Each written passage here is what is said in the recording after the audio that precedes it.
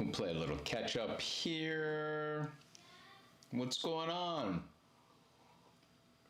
It's Dr. Murphy with Murphy Medical Associates and our team at coronatestct.com. You are watching the Murphy Medical Minute.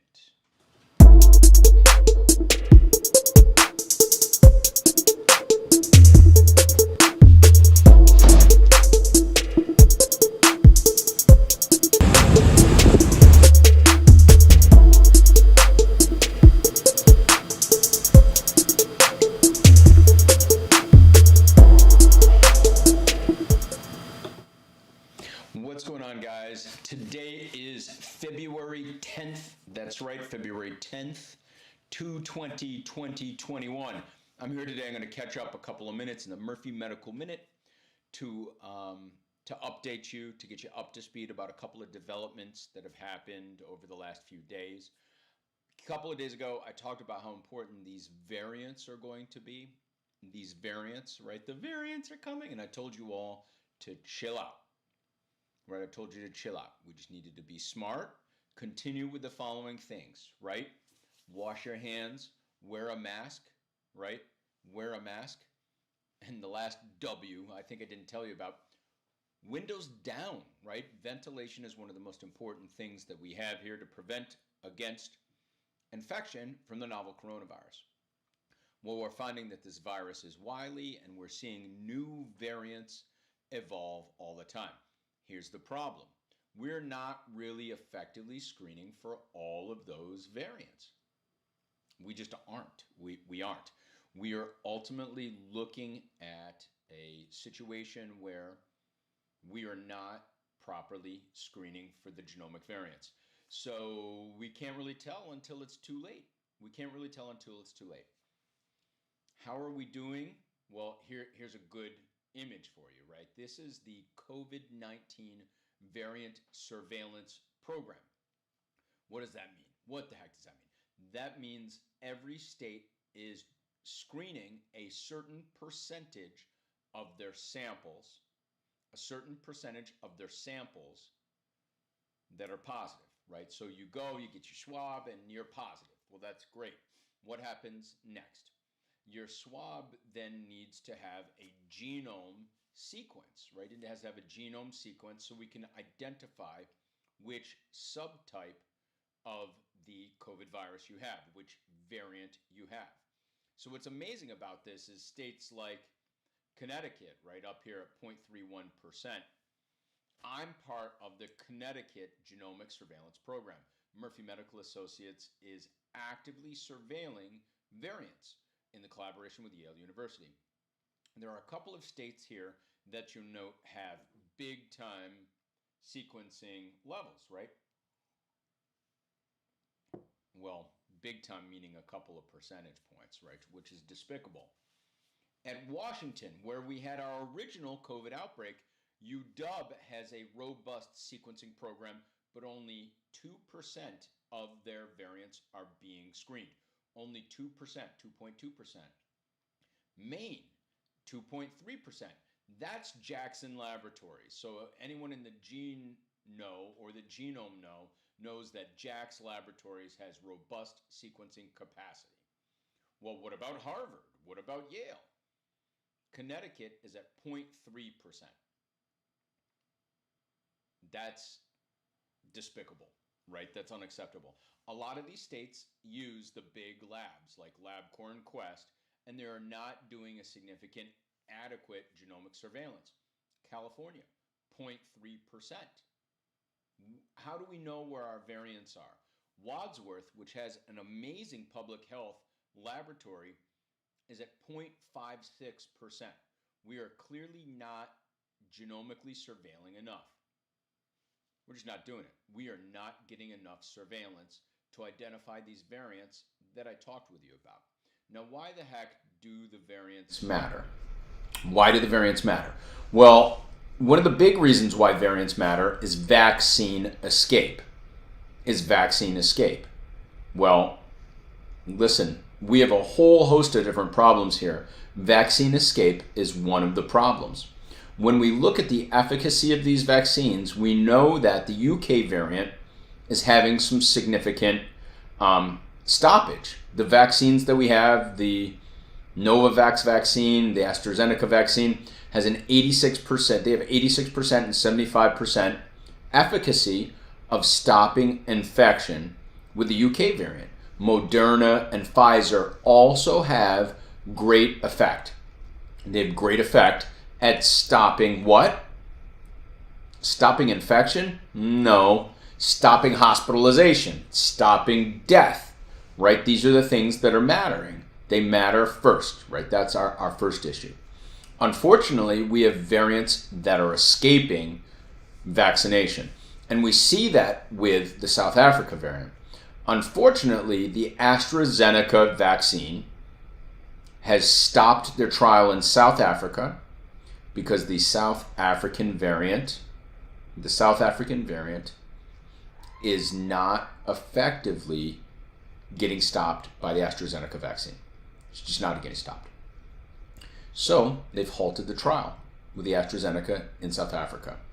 I think we're going to see that the South African variant is going to have some protection from the J&J vaccine, especially the simple rule, right?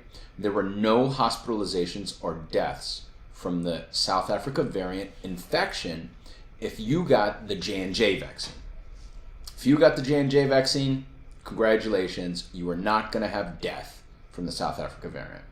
The same is true with the Novavax vaccine. I think we will start to see more data with Moderna and Pfizer as well. We'll see more data with Moderna and Pfizer as well, provided you are willing to get vaccinated. As I said before, these variants, the big issue is vaccine escape. But I'll tell you right now, right, as this article in New York Times points out, people are getting effects from the vaccine. A small amount, but they're getting an immune activation, right? This immune activation is leading to the certain subset of people to attack themselves. This is the worry I had with the Moderna and the Pfizer vaccine. That's why I told people we needed to vaccinate millions of people, which we have. I also told the world we need to fund a vaccine program. So President Biden has decided to do that, which is thumbs up in my book. Thumbs up in my book. But I'm here to tell you right now, put simply, as long as the press is going to hype problems, right? The press is the clickbait machine right now, right? This is why everyone's going to YouTube for news, because the press is a clickbait machine. Unfortunately, so is YouTube. So is YouTube right here. It's a clickbait machine. It's a clickbait machine. What we need to do and what I like to do is present fair, scientifically valid data, right? And I give you a medical spin because I'm a medical doctor. I'm a medical scientist. And so I am giving you the guidance to apply the news. All right, here's the problem. About 1 in 3 Americans won't get the COVID-19 vaccine, according to a couple of polls that we're seeing. They reported today out in Denver, where we have a license, right? We are licensed in Colorado, coronatestco.com. Why do people not want the vaccination? Why do they not want the vaccination? Right? Why don't they want the vaccination? Because of this, right? Not Mr. Moneybags who says you can't deposit excuses. You can't deposit excuses because of this right here, right? This lovely lady had an activation of her immune system which caused her to attack her own platelets, right? It's an issue called ITP, right? Dropping your platelets, causing you to bleed. This lovely lady here, Luz, attacked her own body. Why? Because vaccines cause antibodies, right? And sometimes they can trigger these antibodies to attack your body, right? Antibody. And when you attack yourself, you got a problem, right? The goal, like I said before, is to attack the spike protein, right? Our goal is to attack the spike protein, especially that hand, right? That hand, the receptor binding domain. Our goal is to attack that hand because that hand will grab our ACE2 receptor in our cell and go, get over here, It'll infect us, right? It's going to infect us. And by infecting us, we're going to have problems, right? Also, it's important that we remember that getting an infection stimulates antibodies. Getting an infection stimulates antibodies. Some of those antibodies we'll attack ourselves with. Some of those we'll attack ourselves with. So, what's a reasonable person to do? What's a reasonable person to do here, right? I mean, when I look at these things, I say, what are we going to do? We have to watch the variants. Well, the newest variant out is the Cal 20 variant out of California. And one of the things we're seeing with the Cal 20 variant out of California is that we're noticing widespread. Now, remember, as I said here, California is only surveilling 0.36%, very similar to Connecticut. But we continue to detect these variants. We know they're going to continue. These coronaviruses are going to mutate. Those mutations, as a whole, don't lead to problems. As a whole, they don't lead to problems, but sometimes they do. Sometimes they do. And when they lead to these problems, then we see increased infectivity. We see vaccine escape. And so our goal here is to minimize vaccine escape, but it's going to happen. The CEO of Johnson & Johnson said, you're probably going to need an annual COVID vaccine, just like the flu vaccine. Who said that? This guy, right? So I've talked about this before on all of my Periscopes. I've talked a ton about this. In addition to that, I've also talked about the simple fact that these variants are going to be with us forever, right? Welcome. We are not going to stomp out. And I'm going to tell you this right now. Let's take a look. I'm going to look you guys right in the eyes.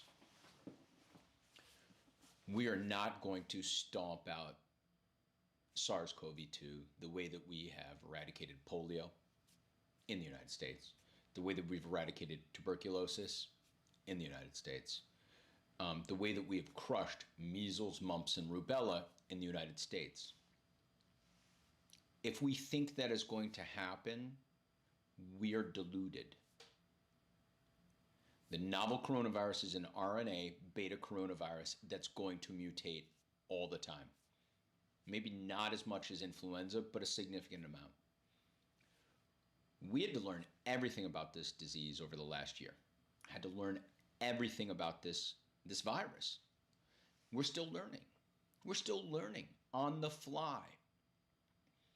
At our practice, we do testing, we do treating, and we do tracing, right? Testing, treating, and tracing.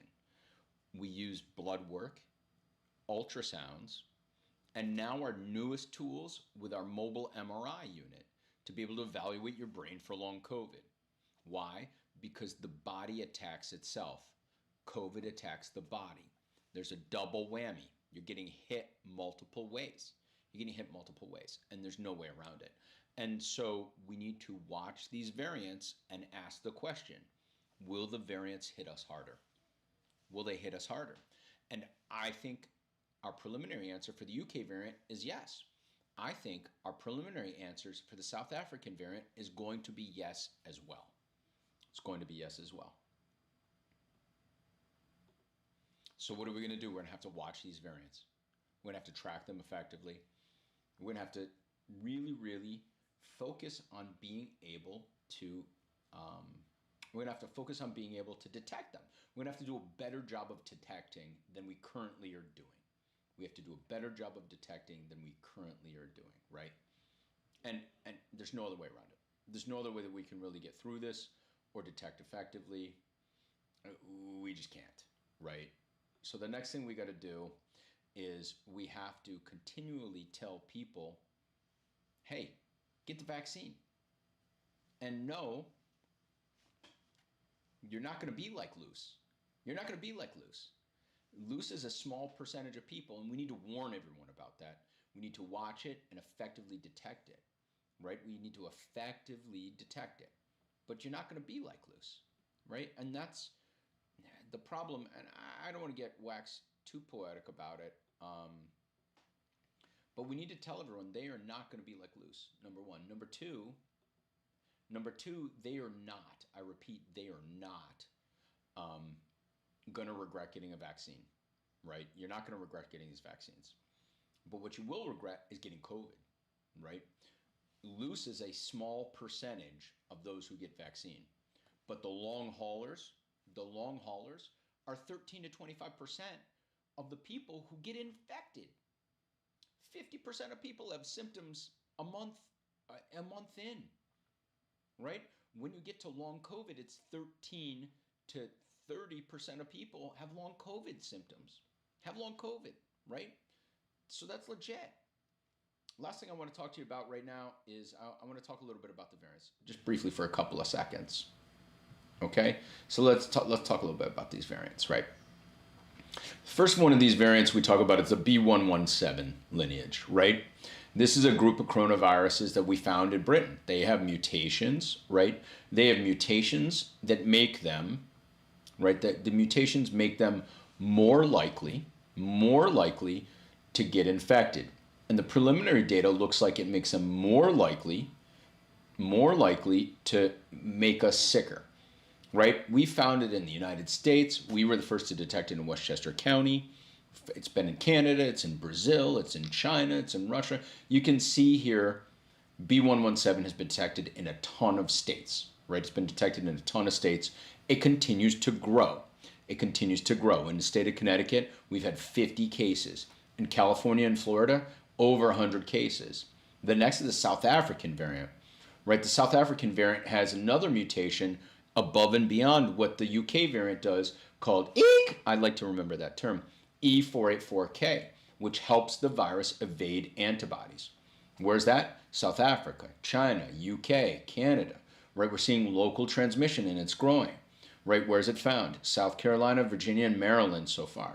Next is the Manaus variant, the P1, also called a B1128 variant, right? This has been in Japan. Where are we going to see it, right? So this has the EEK mutation in it, but it has additional mutations in it, right? We found it in the US, it's in France, it's in Japan, and it's locally transmitted in Brazil. In the US, we've seen it in Minnesota and Oklahoma. It's going to continue. Now, what we're missing here, right, is the fact that the spike mutations that we see are different, right? The nervous Nelly, the N501Y, makes it more transmissible. The E484K makes you evade immunity, right? It's in the spike protein. It helps you evade immunity.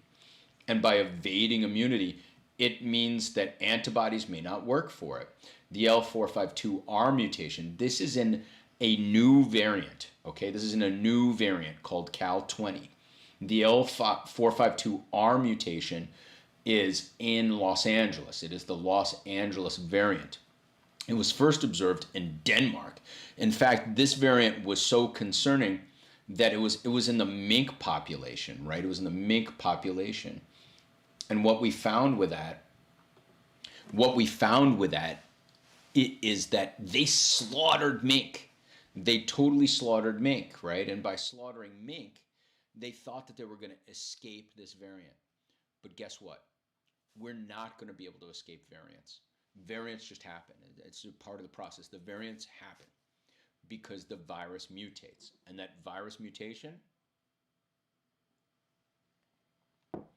usually isn't a big deal. But in a subset of cases, these variants cause problems. These variants cause problems. And there's no other way to talk about it, right? Other than this is part of who we are. This is part of who we are.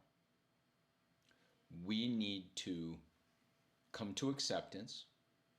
We need to encourage vaccination. I personally think the J&J vaccine is probably the best way to go to rapidly vaccinate the entire United States. The Novavax vaccine looks good too. We have to fund a vaccination program. We have to fund a vaccination program. If we don't fund a vaccination program effectively, we have to fund a national testing strategy. We have to fund a genomic surveillance strategy. We have to do all of these things. How are we going to do it? How are we going to do it? We're going to print money. So we have to be prepared for inflation and the strain that's going to cause in the public. So we have to be ready for this, right? The novel coronavirus has changed everything. It's changed medicine. It's changed economics. It's changed politics in a way that hopefully we'll come out of it in a much better place. But right now, it's crazy. We have to prepare. That being said, we've got great news. Great news. We are seeing a drop in cases. We're seeing a drop in cases. We're seeing a drop in hospitalizations. You're seeing a drop in hospitalizations, and we're getting more people vaccinated. And more vaccines are on their way. J&J is coming, right? Novavax is coming. We are going to have multiple vaccines that we're going to be able to distribute and effectively vaccinate the population. Not to eradicate the virus, because vaccines are not going to eradicate this virus. They're not. We have too many variants. We need to track the variants. We need to detect the infection, and we need to treat it. We need early treatments. We need early warning signs, laboratories, ultrasounds, real medical care to care for the patients. We have to do these things. If we don't take care of the patients with early treatments, if we don't take care of the patients with early detection, then we're going to be back where we were in March of 2020, which is a whole lot of people dying. Deaths are down, infections are down. We need to stay safe and hunker down for this next wave. Wash your hands, wear your mask, windows open. It's Dr. Murphy, Murphy Medical Associates, and my team at coronatestct.com. You have listened to the Murphy Medical Minute. I want to thank you guys for today. Today is February 10th, 2021. We'll see you real soon. To my Disney peeps, stand clear of the closing doors, please.